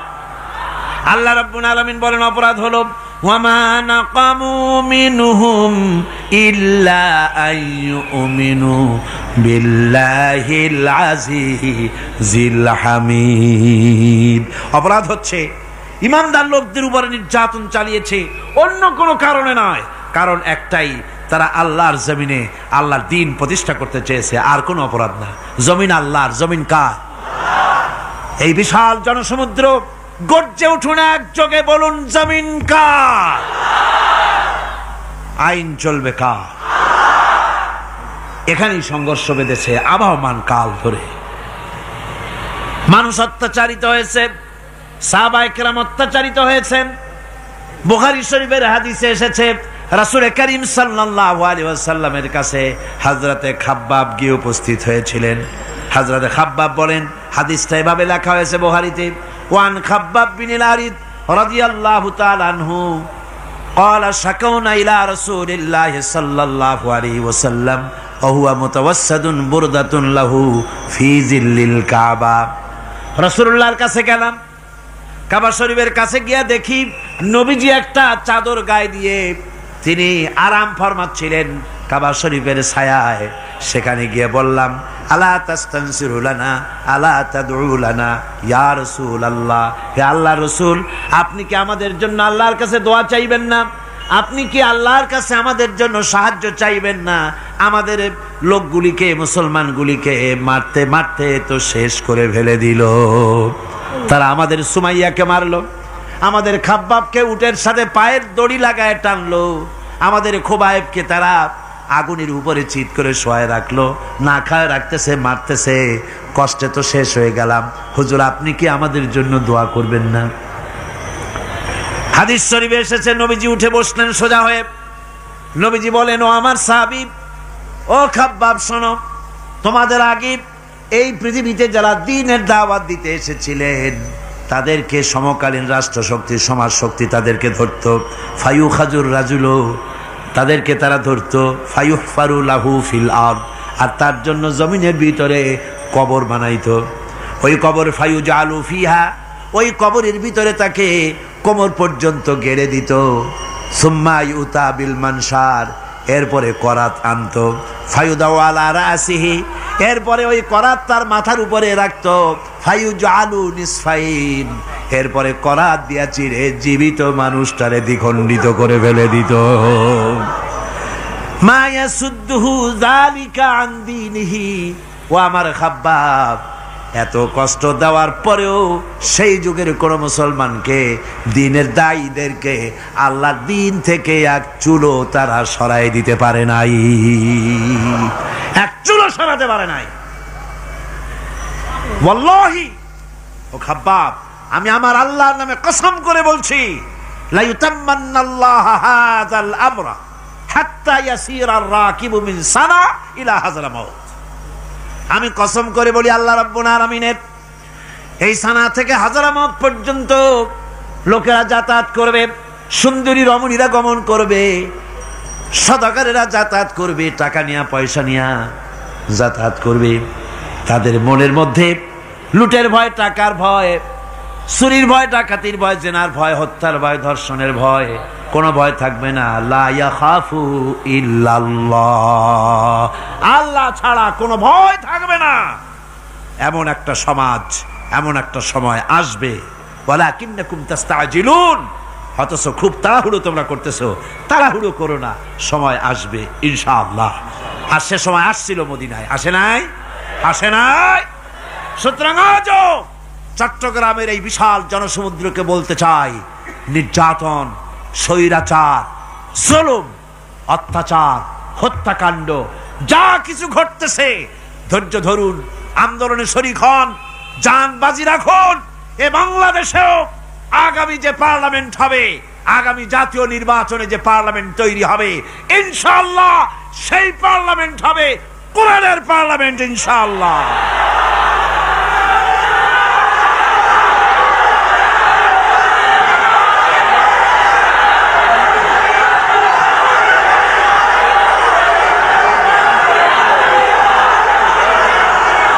আমার ভাইয়েরা, আমার বন্ধুগণ, কঠিন বিপদে অবিচলতা এবং ধৈর্যের দৃষ্টান্ত রেখে গেছেন আম্বিয়া আলাইহিমুস সালাম। সুবহানাল্লাহ। কঠিন বিপদে অবিচলতা, দৃঢ়তা, ধৈর্য কারে বলে, তার দৃষ্টান্ত কারা রেখেছেন? আম্বিয়া আলাইহিমুস সালাম। ওনারাই আমাদের আদর্শ, নবীরাই আদর্শ। সাহাবায়ে কেরাম রিদওয়ানুল্লাহ তাআলা আলাইহিম আজমাইন আমাদের আদর্শ। ভাইরা আমার, মুসা আলাইহিস সালামকে ফেরাউন যখন ঘিরে ফেলে দিল, কোরআনের সব কথা গল্প গুজবার ইতিহাসের জন্য লেখা হয় নাই। কোরআনের মধ্যে যা লেখা হয়েছে সব বান্দাদের উপদেশের জন্য, যাতে করে লোকেরা চিরটা কাল এর থেকে উপদেশ নিয়ে নিজেদের তৈরি করতে পারে। জোরে বলেন সুবহানাল্লাহ। মুসা আলাইহিস সালামের কথা আল্লাহ বলেন, ফেরাউন তাকে ঘিরে ফেলে দিল, পালাবার রাস্তা নাই। ফালাম্মা তারাআল জামআন ক্বালা আসহাবু মূসা ইন্না লামুদরাকুন। মুসা আলাইহিস সালামের উম্মতেরা বললেন, হে মুসা, পাকড়াও হয়ে গেছি, পালাবার রাস্তা নাই। তিন দিক থেকে আমাদেরকে ঘেরাও করেছে ফেরাউনের শক্তি। সামনে কি? দরিয়া, আর তিন দিকে কি? ঘেরাও আন্দোলন। পালাবার পথ নাই, পালাবার পথ নাই। সারাশি আক্রমণ, ঘেরাও আন্দোলন। এই যে ঘেরাওটাও তো আজকে নতুন নাই, ঘেরাও আসছে অনেক আগের থেকে। আসলে কথা বুঝতে পেরেছে? মাইক না থাকলে আমি কি করবো কন? আজকে এরকম হচ্ছে কেন? আগামীকাল ঠিক হবে ইনশাআল্লাহ, রাগ করেন না। গান হচ্ছে, বসেন বসেন। শয়তান ঢুকছে মাইকের মধ্যে। অনেক সময় হয় কি, মাইকের হাই পাওয়ারের যে মেশিন আছে, এর ভিতরে ইথার থেকে রেডিওর ওই গানগুলি ওর মধ্যে ঢুকে পড়ে। কথা বুঝতে পেরেছেন? এই জন্য শয়তান তো আর বসে থাকে না, ওরও তো কিছু করার আছে। ধৈর্য ধরেন, ধৈর্য ধরেন। কালকে অপারেটরদেরকে মাওলানা শামসুদ্দিন সাহেবের কাছে অনুরোধ করব, অপারেটর একটু ভালো করে হেদায়েত করে দেবেন মাইকে। আজকে আমার নিজেরও কষ্ট হচ্ছে, আমিও বুঝতে পারছি না যে আমার কথাগুলি কি আওয়াজে বেরোচ্ছে, যার জন্য আমাকে বেশি চিল্লাইতে হচ্ছে। বক্তাকে কি লাউডে তার কথা বেরোচ্ছে তা তার কানে আসতে হয়, তাহলে বোঝা যায় যে আমার কথাগুলি কিভাবে বেরোচ্ছে। এটা এই অবস্থায় সিচুয়েশন আজকে নাই, এবং লোকেরাও মাইকের ব্যাপারে আজকে অভিযোগ করেছে, যা বিগত 16 বছরে করে নাই। সেটের ব্যাপারে কোথাও কোনো অসুবিধা হয়েছে? মাইকটা ভালো, এবং মাইক যারা দেন প্রতি বছর খেদমত করে, আল্লাহ তাদের প্রতি রহম করুন। সবাই বলেন আমিন। এদেরকে রাগ করে পথে পাই আবার মারধর করেন না। সিলেটের যে তাফসির মাহফিল হয়, বিগত 19 বছর তাফসির করেছি একটানা, এবার 20 বছর পুরো হবে ইনশাআল্লাহ। সিলেটে একটানা 20 বছর তাফসির করতেছি সেখানে। তো মাইক, যে একটা লোক বিনা পয়সায় মাইক দেয়, মাইকের ভাড়া সে নেয় না, তাফসিরের মাহফিলের মাইকের ভাড়া নেয় না। যে বছর এরশাদ সরকার আমাকে প্লেন থেকে নামতে দিল না, আপনাদের মনে আছে, সিলেট থেকে ফিরাই দিল, এই খবরটা মাইকম্যান যখন শুনেছে যে আমাকে নামতে দেয় নাই, ফিরাই দেওয়া হয়েছে, সাথে সাথে স্ট্রোক করেছে, হার্ট ফেল করে দুনিয়া থেকে বিদায় হয়ে গিয়েছে। সিলেটে তাফসির হতে পারবে না এই কথা সে বরদাস্ত করতে পারে নাই। আমি কেঁদেছি আর দোয়া করেছি, আল্লাহ কোরআনের মহব্বতে লোকটার এই অবস্থা হলো, তোমার জান্নাত তুমি দয়া করে তাকে দান করে দিও। কাজে কোনো ব্যবসায়ী চায় না যে তার ব্যবসাটা খারাপ হোক, লোকেরা মন্দ বলুক। এ মাইকের ব্যাপারে আপনারা আজকে রাগারাগ করেন না, যা হয়েছে কালকে ভালো হবে ইনশাআল্লাহ। সবাই বলেন ইনশাআল্লাহ। এখন চলেন আমরা ফেরাউনের অবস্থা দেখি গিয়া কি করতেছে ফেরাউন। মুসা আলাইহিস সালামকে ঘেরাও করে ফেলেছে, পালাবার উপায় নাই, একদিকে দরিয়া, তিন দিকে ফেরাউনের শক্তি। এই যে ঘেরাও টেরাও মানে নতুন তো না, ধর্মঘট নতুন না, পুরানা জিনিস। এই পৃথিবীতে সর্বপ্রথম ধর্মঘট কিসের উপরে হয়েছে জানেন? এই পৃথিবীর প্রথম ধর্মঘট হয়েছে পেঁয়াজ, রসুন আর ডাইলের উপরে, মুসা আলাইহিস সালামের জামানায়। লান নাসবিরা আলা তুআমিন ওয়াহিদ, আমরা এক রকমের খাদ্য আর খাবো না, আমাদের পেঁয়াজ দেওয়া লাগবে, ডাল দেওয়া লাগবে, রসুন দেওয়া লাগবে। সর্বপ্রথম ধর্মঘট হয় মুসা আলাইহিস সালামের জামানায়, সেখান থেকে শুরু হয়েছে। কিন্তু মশাল মিছিল যে আসলো কই থেকে, এইটা আমি খুঁজে পাইনি। পরে প্রত্যেকটা জিনিসের তো ইতিহাস আছে, আমি খুঁজতে খুঁজতে পেলাম। আমি জানি না এর ইতিহাস মূলে কোথায়, কিন্তু আমি যদ্দূর খুঁজে পাইছি সেটা হলো মশাল মিছিলের আবিষ্কার হয়েছে লঙ্কায় রাবণের সময়। হনুমানের লেজে আগুন দিয়া তারপরে লঙ্কা কাণ্ড ঘষালো, নামই আছে লঙ্কা কাণ্ড। হনুমানেরা লেজে আগুন দিয়ে রাবণ যে লঙ্কায় মশাল মিছিল করেছিল হনুমানরে দিয়া, ওই হনুমানের ওই সিস্টেমটা এখনো আমাদের দেশে চালু আছে। এইটা আসলে কোন ভদ্র লোকের এই মিছিল হওয়া উচিত না। আগুন নিয়ে কিসের মিছিল? আগুন হলো জাহান্নামের প্রতীক। আগুন কিসের প্রতীক? জাহান্নামের প্রতীক। যদিও আমাদের উপকারে লাগে, কাজে লাগে। সুতরাং আমরা যা করব, প্রত্যেকটা জিনিসের পেছনে সুন্নতে নববীর কোনো না কিছু থাকতে হবে। কথা বুঝতে পেরেছেন? তিন দিক থেকে ঘেরাও হয়ে গেছে, পালাবার কোনো রাস্তা। হযরতে মুসা আলাইহিস সালামের কাছে উম্মতেরা বললেন, পালাবার তো কোনো পথ নাই, এখন উপায়টা কি? আমাদের তো আর উপায় নাই। মুসা আলাইহিস সালাম দেখেন বিপদে পড়ে গেছেন, কিন্তু ধৈর্য হারান নাই, ভয় পান নাই। ভয় পাইছিলেন? ভয় পেয়েছেন? প্রশ্নই ওঠে না। মুসা আলাইহিস সালাম, আল্লাহ পাক যাদেরকে বলেছেন উলুল আজম রাসূল, যাদের বলেছেন তার মধ্যে হযরত মুসা একজন উলুল আজম পয়গম্বর। চারটিখানি কথা না, আল্লাহ কথা বলছেন তার সাথে, কালিমুল্লাহ তিনি। সুবহানাল্লাহ। কর মুসা আলাইহিস সালাম শোনালেন, কাল্লা ইন্না মাইয়া রাব্বি সায়াহদিন। কখনো নয়, আমার উম্মতেরা ভয় পেও না, আমার রব অবশ্যই আমাকে পথ দেখাবেন। সুবহানাল্লাহ। তিন দিক থেকে শত্রু, একদিকে দরিয়া, পালাবার কোন রাস্তা নাই। সেখানে দৃঢ়তার সাথে তিনি বলছেন, অবশ্যই আমার আল্লাহ আমারে পথ দেখাবে। সুবহানাল্লাহ।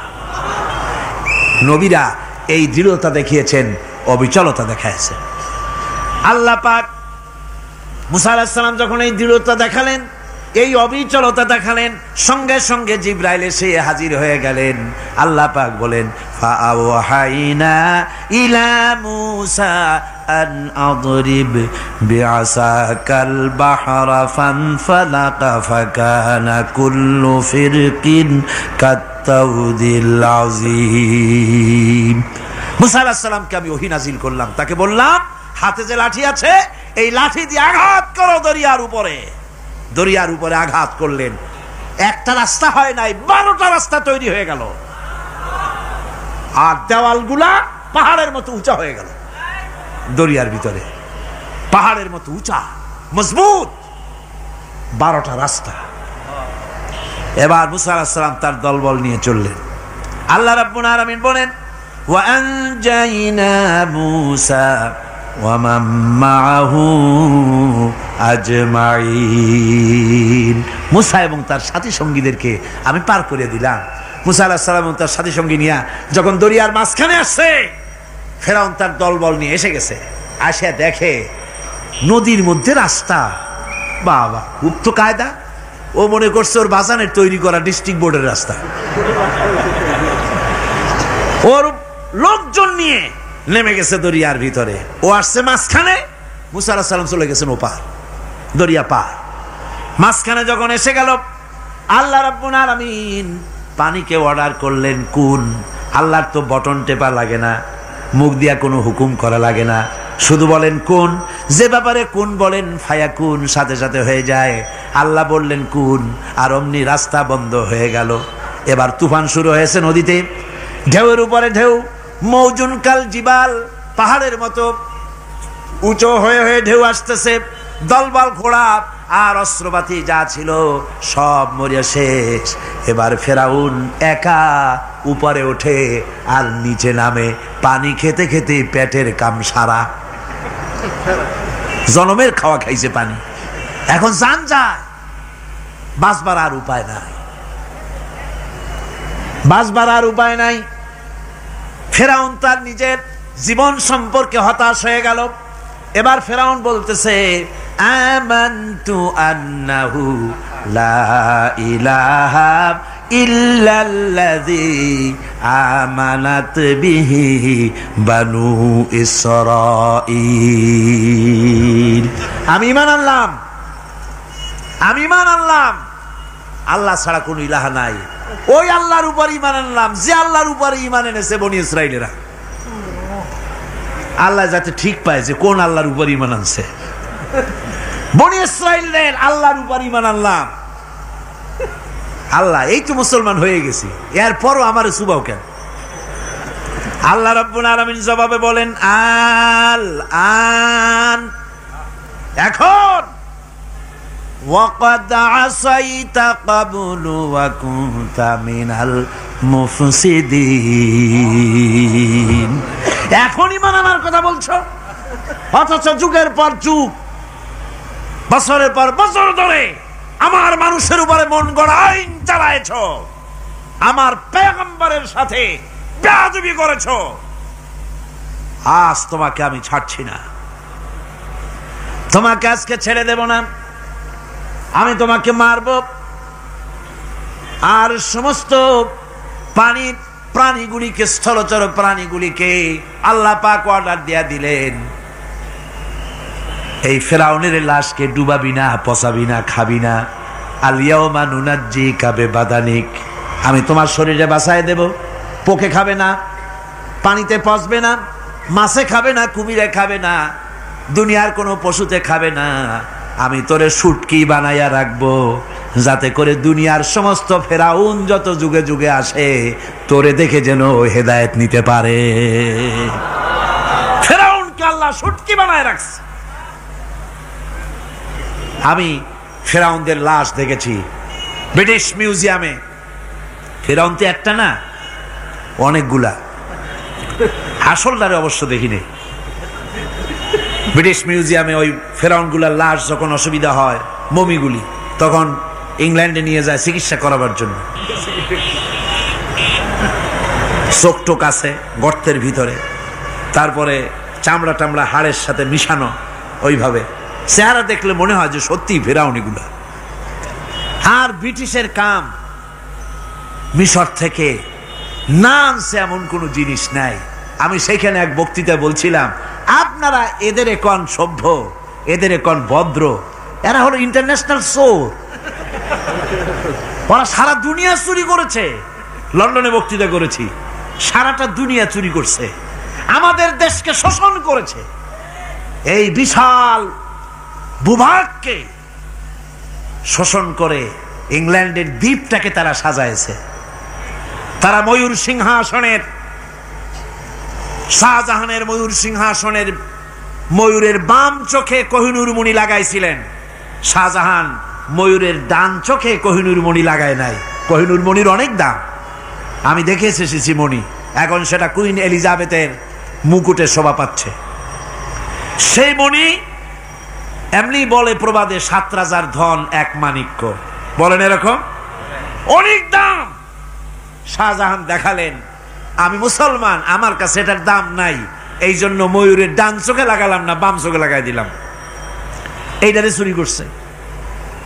তারপরে মিশর থেকে, মিশরের মমি চুরি করেছে, জুতা চুরি করছে, ছাতি চুরি করছে, পিসা চুরি করেছে। আমি বললাম এগুলা কি ভদ্রলোক নাকি? এরা জুতা চোর, পিসা চোর, লাঠি চোর সব চুরি করেছে।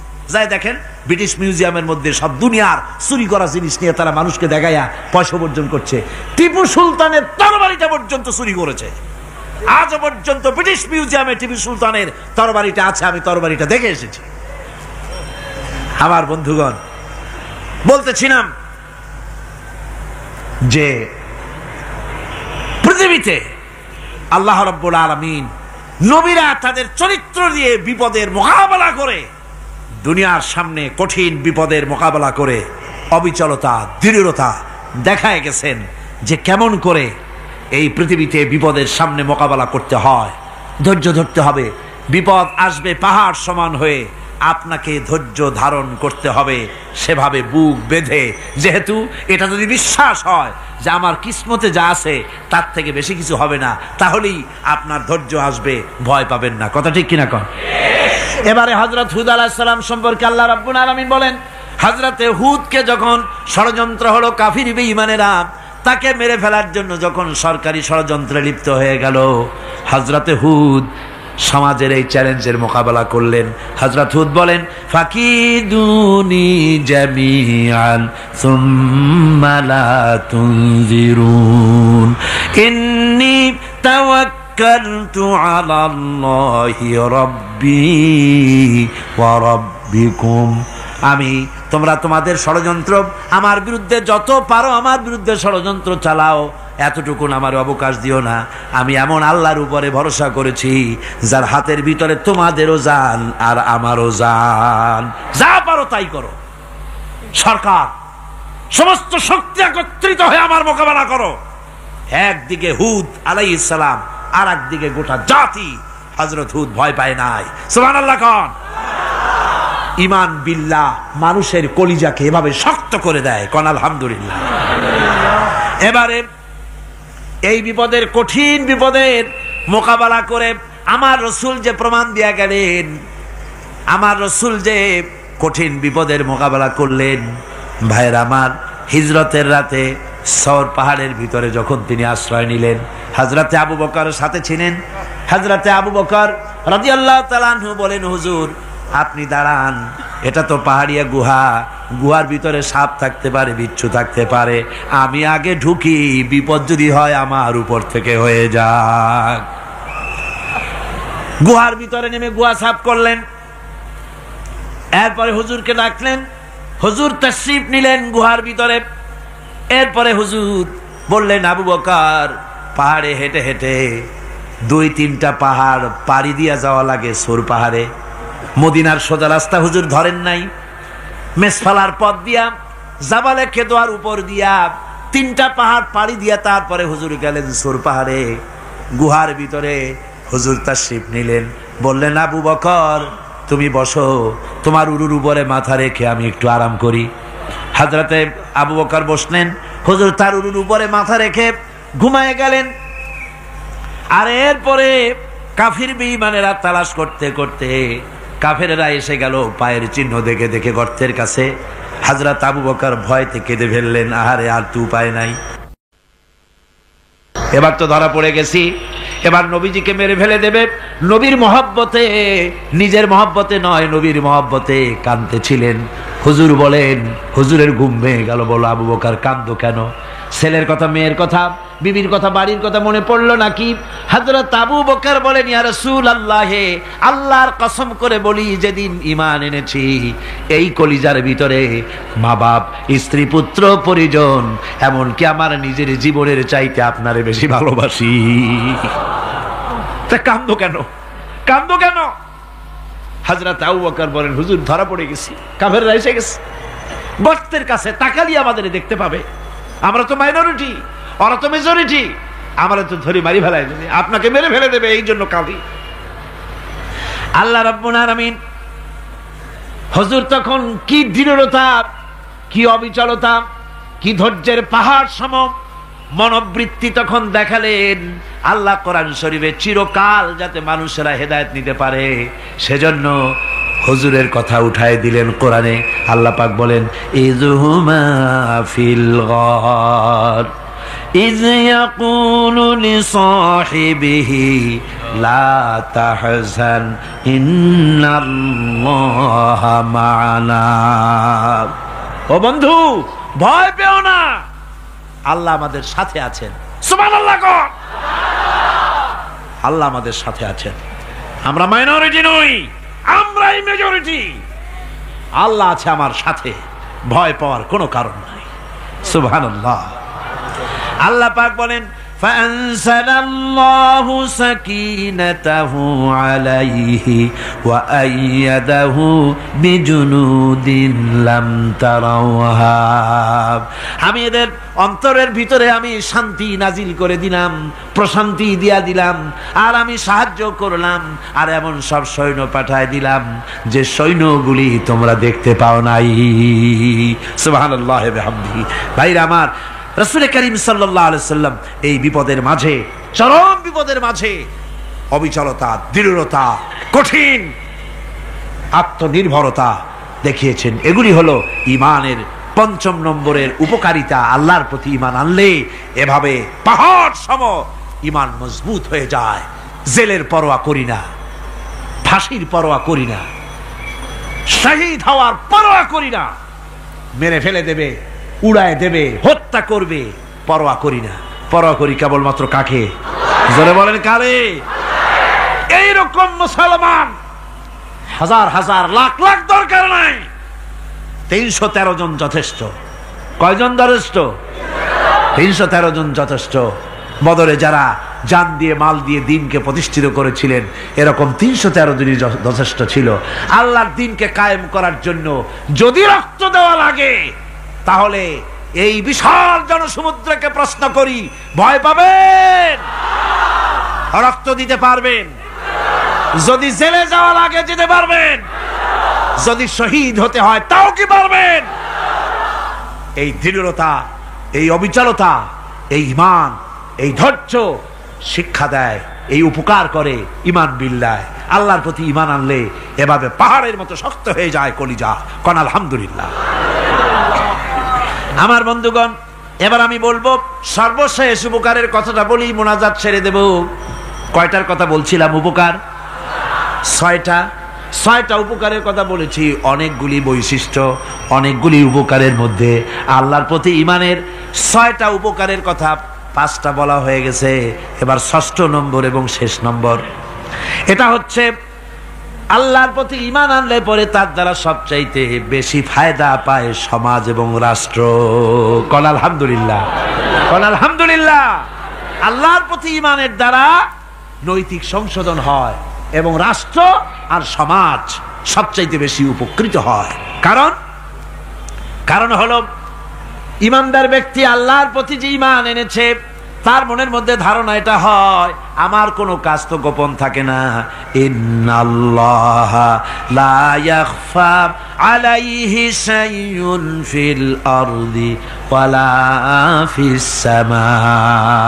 আল্লাহর কাছে গোপন বলতে কিছু নাই, আকাশেও নাই, জমিনেও নাই, কোনো কিছু গোপন নাই। সুতরাং আমি যা করি সব আল্লাহ দেখেন এবং শোনেন। এমনকি মানুষ যে কল্পনা করে সে কল্পনাও আল্লাহ টের পায় না, নাকি? টের পায় কিনা? ওয়া ইন তুবদু মিন আনফুসিকুম আও তুখফুহু ইউহাসিবুকুম বিহিল্লাহ। মনের ভিতরে যে কল্পনা করো, আল্লাহ পাক বলেন এই কল্পনারও হিসাব আমি রব্বুল আলামিন তোমার কাছ থেকে নেব।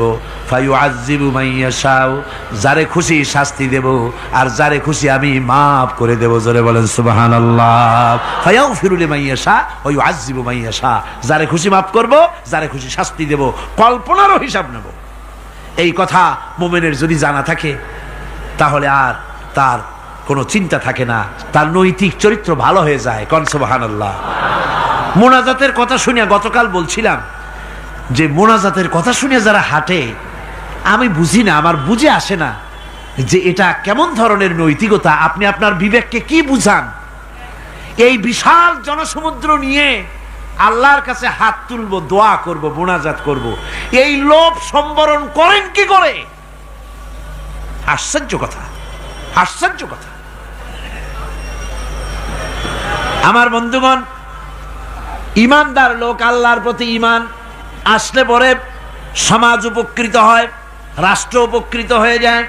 যেহেতু বান্দা জানে আমি দায়িত্বহীন কোনো কথা বলতে পারবো না, দায়িত্বহীন কোনো কাজ করতে পারবো না। আল্লাহ পাক বলেছেন, মা ইয়ালফিযু মিন কাউলিন ইল্লা লাদাইহি রাকীবুন আতীদ। বান্দা এমন কোনো কথা বলে না যে কথা আমার ফেরেশতারা রেকর্ড করে না রাখে। কাজী মুমিন ব্যক্তি আল্লাহর ভয়তে দায়িত্বহীন কথা বলবে না। নির্বাচন আসতে পরে রাস্তা সোনা দিয়ে বান্দায় দেব, এই করব, সেই করব, না খাইয়া কেউ মরবেন না। আসে না নির্বাচনের সময় সেরাগালি বদনারা মঞ্চে দাঁড়িয়ে কত বড় বক্তৃতা করে, ভাইয়ের আমার, বোনের আমার, এবার আমার বোতল মার্কা বাক্স, আপনারা আমাকে ভোট দিয়ে দেশ এবং জাতির আরেকবার 12:30 বাজাইবার সুযোগ দিন। এবার ক্ষমতায় গেলে কেউ না খাইয়া মরবেন না, কিন্তু কি খাইয়া মরবে তাও বলে না। এর মারফতি অর্থ হচ্ছে এই, ওরা যদি ক্ষমতায় যেতে পারে তাহলে বিষ খাইয়া হোক, গুলি খাইয়া হোক, কিছু না কিছু খেয়ে মরতে হবে। একেবারে খালি পেটে মরলে গ্যাস্ট্রিক হওয়ার সম্ভাবনা আছে। ঈমান বিল্লাহ যদি না থাকে, আল্লাহর ভয় যদি না থাকে, তাহলে দায়িত্বহীন কথা বলে। আর আল্লাহর ভয় যদি থাকে তাহলে নৈতিকতার সংশোধন হয়ে যায়, দায়িত্বপূর্ণ কথা বলে, মানুষকে ফাঁকি দেয় না। আমার বন্ধুগণ, আল্লাহ রাব্বুল আলামিন তার বান্দা যারা আল্লাহকে ভয় করে, সে ভয় করা বান্দাগুলির মনের মধ্যেই চিন্তা এসে যায়, আমি যেখানে থাকি না কেন আল্লাহ আমাকে দেখতেছেন, শুনতেছেন। রাতে হোক দিনে হোক, যেখানে আছি আল্লাহ আমারে দেখতেছেন। আল্লাহ পাক বলতেছেন, ওয়া হুয়া মাআহুম ইজ ইউবাইয়িতুনা মা লা ইয়ারদা মিনাল কাওলি ওয়া কানা আল্লাহু বিমা ইয়ামালুনা মুহীতা। আল্লাহ পাক বলেন, আমি তো আমার বান্দার নিকটে তখনও থাকি যখন সে গোপনে গোপনে রাতের বেলায় আমার মর্জির খেলাফ পরামর্শ করে। আমার মর্জির খেলাফ পরামর্শ করতেছে রাত্রে, আমি তো তখনও কাছে থাকি, ওটা আমি শুনি। ঈমান যদি আসে তাহলে এই সব কাজ থেকে সে বিরত থাকে। সে যদি কম হয় সেখানেও আল্লাহ, বেশিও যদি হয় সেখানেও আল্লাহ। এমন কোন জায়গা আছে নাকি চিটাগংয়ে যেখানে আপনি একটা আকাম করবেন আর আল্লাহ টের পাবে না? কোন আছে নাকি? আচ্ছা, চট্টগ্রামে না থাকুক, বাংলাদেশের কোন জায়গা আছে নাকি? পার্বত্য চট্টগ্রামে যত পাহাড় আছে, উঁচু নিচে জায়গা আছে, ওই জায়গায় বোধহয় আছে নাকি? সারা পৃথিবীতে আছে কোথাও? আল্লাহকে ফাঁকি দেওয়ার জায়গা কোথাও? সব স্পষ্ট। আল্লাহ কি ঘুমায় নাকি? ঘুমায়? তার কাছে দিনও যা, রাতও তাই। সমানে তিনি দেখতে পান, শুনতে পান, সবকিছু দেখতে পান, সবকিছু শুনতে পান। তাকে ফাঁকি দেওয়ার কোনো উপায় নাই। এই জন্য ৬ষ্ঠ নম্বরের উপকার যেটা হয় সেটা হলো সমাজ উপকৃত হয় ওই মানুষ দিয়ে যার মধ্যে ঈমান আছে।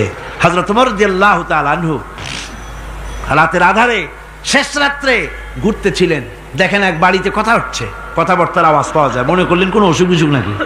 ঘরে গিয়ে কান পাচ্ছেন দেওয়ালের সাথে, শুনতে পাচ্ছেন ভিতরে বুড়ি মা তার মেয়েকে বলছে, এই মেয়ে ওঠ, উটের দুধ দোয়াই নিয়ে আসছি, এর মধ্যে পানি মিশা, তারপর সকালে বাজারে নিয়ে যা।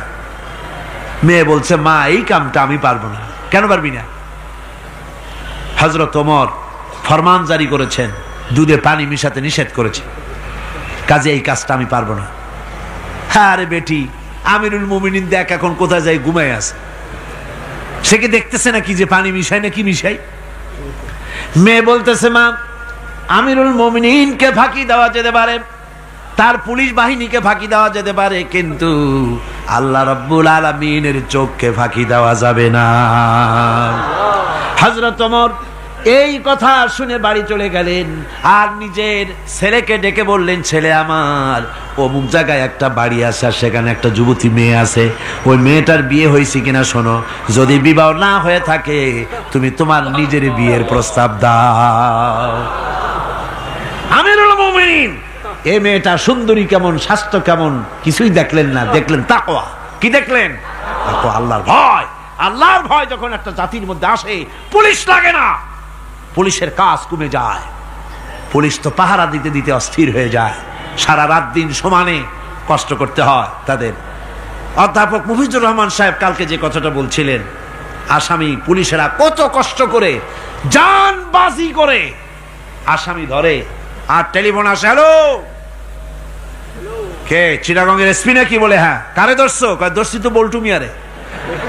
ছাড়ো মিয়া, বল্টু আমার দলের লোকটা, তুমি ঠিক পাও নাই, তোমার নাক টাইট দিয়ে দেবে।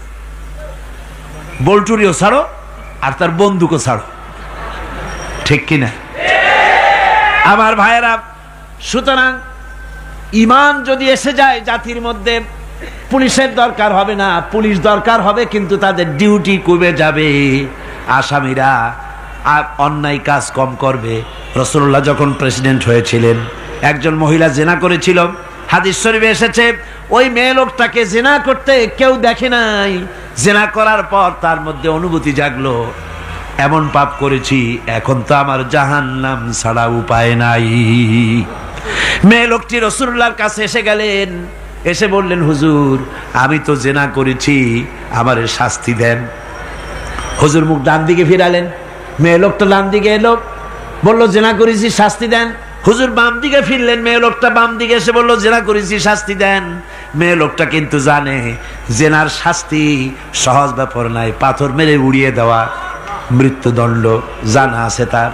এরপরে মেয়ে লোকটা চিন্তা করেছে, দুনিয়ায় পাথর খেয়ে মরবো, কিন্তু তবুও জাহান্নামের কঠিন আগুন সহ্য করতে পারবো না। রাসূলুল্লাহ বললেন, ও মেয়ে লোক, তুমি কি জিনা কর্তৃক গর্ভবতী হয়েছো নাকি? মেয়ে লোকটা বলল, হুজুর আমি গর্ভবতী হয়েছি। হুজুর বললেন, তুমি অপরাধ করেছো, তোমার গর্ভস্থিত সন্তান তো কোনো অপরাধ করে নাই, সুতরাং শাস্তি এখন দেওয়া যাবে না, ডেলিভারি হোক তারপরে শাস্তি দেব। মেয়ে লোকটা চলে গেলেন। আল্লাহর নবী তার নামে কোনো কেস ফাইল করেন নাই, গোয়েন্দা বিভাগের পুলিশ লাগান নাই। ডেলিভারির পর এই মেয়ে লোক আবার এসে হাজির, পুলিশ দিয়ে আনা লাগে নাই, আবার এসে হাজির, হুজুর আমি সেই হতভাগিনী, বলছিলেন ডেলিভারির পর বিচার করবেন, এই যে বাচ্চা হয়েছে, এ বাচ্চার দায়িত্ব কাউকে দেন, আর আমারে তাড়াতাড়ি শাস্তি দেন, আমি যদি মরে যাই আমি জাহান্নামে চলতে পারবো না। হুজুর বললেন, অপরাধ তুমি করেছো, এই বাচ্চার অধিকার আছে তোমার বুকের দুধ খাবে, আমি সেই অধিকার বাচ্চাকে নষ্ট করতে পারি না, বাচ্চা দুধ ছাড়ুক তারপরে এসো। 2 বছর যেতে না যেতে ওই মেয়ে লোকটি বাচ্চারে কোলে করে নিয়ে এসেছে, পুলিশ লাগে নাই, গোয়েন্দা বিভাগের কাউকে পাঠানো লাগে নাই, মেয়ে লোকটি বাচ্চা কোলে করে নিয়ে এসে হাজির, হুজুর আমারে চিনছেন নাকি? আমি তো সেই হতভাগিনী, জেনা করছিলাম, বিচার চাইছিলাম, ডেলিভারি পরে হবে বলছিলেন, দুধ ছেড়ে দিলে পরে হবে বলেছিলেন, আমার ছেলে এখন দুধ ছেড়ে দিয়েছে, আমি তারে রুটি খাওয়া শিখাইছি, দুধ ছাড়া এখন সে বাঁচবে, আমি তার হাতে রুটি দিয়ে আনছি, দেখেন ও রুটি খেতে পারে, আর দেরি করবেন না, আমার বিচার করে দেন। রাসূলুল্লাহ ছেলেটার দায়িত্ব কাউকে দিয়ে দিলেন, আর বললেন, এই মহিলাটিকে নিয়ে যাও, বুক পর্যন্ত মাটির মধ্যে গেড়ে দিয়ে তারপরে রজম করো। মেয়ে লোকটিকে বুক পর্যন্ত গেড়ে দেওয়া হলো, চতুর্দিক থেকে পাথর মারা হচ্ছিল, পাথরে লেগে শরীরে রক্ত ছিটে এক সাহাবীর গায়ে লাগলো। সাহাবী তারে গালি দিয়েছিলেন। হুজুর শুনে বললেন, সাহাবী গালি দিও না, এ মেয়ে লোকের তওবা আল্লাহর কাছে এত কবুল হয়ে গেছে, যদি এই তওবাকে ভাগ করে দেওয়া হয় গোটা মদিনাবাসীর নাজাতের জন্য তা যথেষ্ট হয়ে যাবে। সুবহানাল্লাহ। পুলিশ লাগে নাই, এমন সমাজ কায়েম হয়। ঈমান বিল্লাহ, আল্লাহর প্রতি ঈমান যদি এসে যায়, জাতির যদি রক্তে রন্ধ্রে রগে রেশায় যদি ঈমান এসে যায়, তাহলে পুলিশ বিডিআর আর্মি আরামে ঘুমাবে, তাদের জন্য পরিশ্রম হবে না, কষ্ট হবে না, অপরাধ প্রবণতা কমে যাবে, মানুষের অশান্তি কমে যাবে, শান্তির বন্যা প্রবাহিত হয়ে যাবে। সুবহানাল্লাহ বিহামদিহি।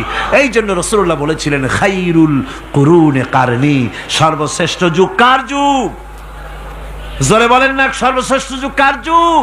রাসূলুল্লাহর যুগ। জোরে কোন কার যুগ? রাসূলুল্লাহর যুগ। এই জন্যে আমি আপনাদের খেদমতে আরজ করতে চাই, ইসলাম এ ধরনের সীমারেখা ঠিক করে দিয়েছে। তিলকা হুদুদুল্লাহ ফালা তা'তাদুহা, এ হলো আল্লাহর সীমারেখা। এই সীমারেখাকে ভঙ্গ করো না, লঙ্ঘন করো না। আল্লাহর উপরে ঈমান পরিপূর্ণরূপে আনো এবং এই ঈমানের উপরে ভিত্তি করে নিজেদের জীবনকে পরিচালিত করো। এই ঈমান যদি জাতির ভিতরে এসে যায়, তাহলে বৈষয়িক জীবনে, দুনিয়ার জীবনে সত্যিকারের যদি শান্তি পেতে চাই, আল্লাহর উপরে ঈমান আনতে হবে। ইহকাল পরকালে যদি নাজাত পেতে চাই, আল্লাহর উপরে ঈমান আনতে হবে। আর আমরা আমাদের চিন্তা ভাবনায়, ওঠায় বসায়, চলায় ফেরায়, সর্বত্র আল্লাহর উপরে পরিপূর্ণ মাত্রায় ঈমানটা যদি এসে যায়, তাহলেই শান্তি, তাহলেই মুক্তি। গোটা সমাজ শান্তি পাবে, আমরা দুনিয়ায় আরাম পাবো, কিয়ামতে জাহান্নাম থেকে মুক্তি পাবো। জোরে কোন আমিন, আরো জোরে কোন আমিন। বন্ধুগণ, আল্লাহর প্রতি ঈমানের এই কথাগুলি আবারও স্মরণ করিয়ে দেই। লাইসাল বিররা আন তুওয়াল্লু বুজুহাকুম কিবালাল মাশরিকি ওয়াল মাগরিব, পূর্ব পশ্চিমের যত মাথা ঘুরাও, এটাই কোনো কল্যাণের কাজ আসলে নয়। আসল কাজ আল্লাহর উপর ঈমান। আসল কাজ কি? চিল্লা এখন, আসল কাজ কি? আল্লাহর প্রতি ঈমান। সেই ঈমানের কথা এই 3 দিন ধরে বললাম। আর বাকি আছে কয়দিন? বাকি আছে কয়দিন? এই বেহেশতের বাগান আগামী 2 দিন পরে স্তব্ধ হয়ে যাবে। এখানে আর এভাবে এত লক্ষ লক্ষ টুপি, এ ধরনের মুসলমান আল্লাহু আকবরের আওয়াজ, আজানের আওয়াজ ধ্বনিত প্রতিধ্বনিত হবে না। 1 বছরের জন্য নিস্তব্ধ হয়ে যাবে। আল্লাহ যেন বাকি 2টা দিন আমাদের সকলের আশার তৌফিক দেন। সবাই বলি আমিন, জোরে কোন আমিন। আগামী কালকের আলোচনা আরো গুরুত্বপূর্ণ, তারপরের দিন আরো গুরুত্বপূর্ণ, গোটা কোরআনই তো গুরুত্বপূর্ণ। আল্লাহ পাক এই কথাগুলি শোনার, বোঝার, আমল করার তৌফিক যেন আল্লাহ আমাদের দান করেন। জোরে বলেন আমিন, আরো জোরে বলেন আমিন। মোনাজাতের জন্য এবার সমস্ত মানুষ দাঁড়ানো ভাইয়েরা বসে পড়ে। আজকের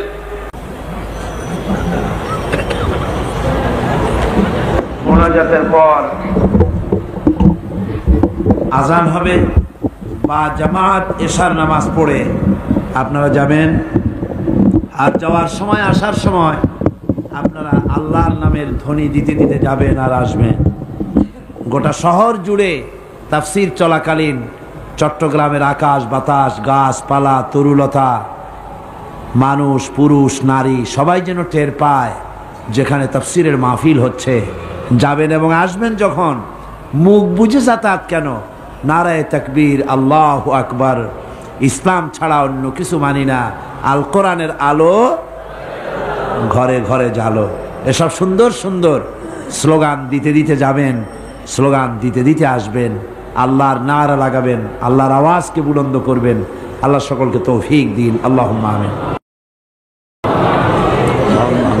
রব্বানা যালামনা أنفسنا وإن لم تغفر لنا وترحمنا لنكونن من الخاسرين ربنا لا تزغ قلوبنا بعد إذ هديتنا وهب لنا من لدنك رحمة إنك أنت الوهاب ربنا فاغفر لنا ذنوبنا وكفر عنا سيئاتنا وتوفنا مع الأبرار ربنا وآتنا ما وعدتنا على رسلك ولا تخزنا يوم القيامة إنك لا تخلف الميعاد আয় আল্লাহ রব্বুল আলামিন বিশাল এই জনতা নিয়ে তোমার দরবারে হাত তুলেছি রব্বুল আলামিন কোরআনে কারীমের মাহফিল বড় আশা করে হাত তুলেছি মেহেরবানি করে আলোচনার সওয়াব রাসূল করিম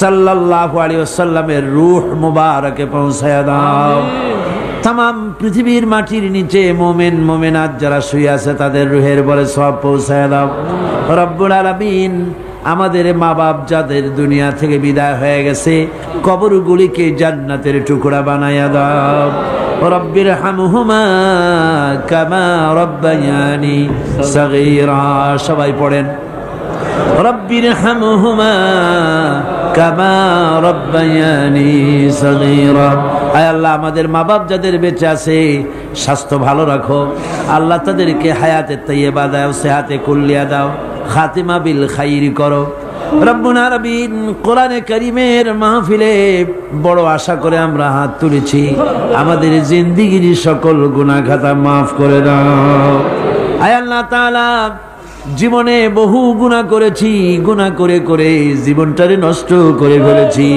আয় আল্লাহ তুমি দয়া করে মেহেরবানি করে আমাদের জিন্দেগীর গুনাহ maaf করে দাও রব্বুল আলামিন না বুঝে সওয়াব মনে করে অনেক শিরক বিদআত আমরা করেছি মনে করেছি ওতে সওয়াব হবে আমরা বুঝি নাই আল্লাহ আমাদের ভুল বুঝানো হয়েছে নিজেরাও ভুল বুঝেছি এভাবে সওয়াবের নিয়তে শিরক বিদআত আমাদের মধ্য থেকে যা হয়েছে আল্লাহ দয়া করে তুমি আমাদেরকে ক্ষমা করে দাও আয় আল্লাহ আমাদেরকে দয়া করে শিরক এবং বিদআত মুক্ত জীবন যাপনের তৌফিক দিয়া দাও রব্বুল আলামিন এত বড় বিরাট তাফসীরুল কোরআন মাহফিল লক্ষ লক্ষ টাকার প্রয়োজন আল্লাহ টাকা পয়সার অভাব নাই রব্বুল আলামিন তুমি গানি আর আমরা ফকির আয় আল্লাহ এই শহরেতে এমন লোক আছে একজনই মাহফিলের খরচ দিয়ে দিতে পারে আল্লাহ তোমার বান্দাদের দিল তুমি নরম বানাইয়া দাও কোরআনের মাহফিল কোন বছর ঋণগ্রস্ত থাকে নাই এবারও যেন থাকে না